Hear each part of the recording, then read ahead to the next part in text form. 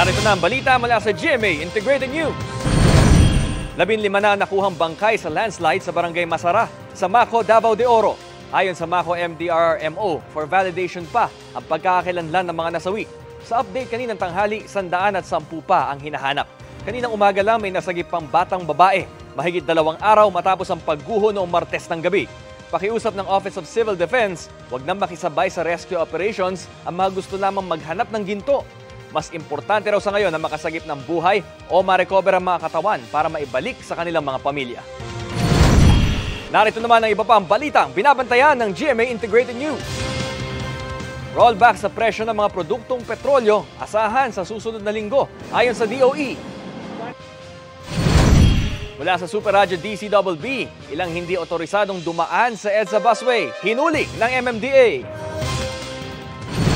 At sa 24 oras, ang pagsalubong sa Year of the Wood Dragon sa Binondo sa Maynila.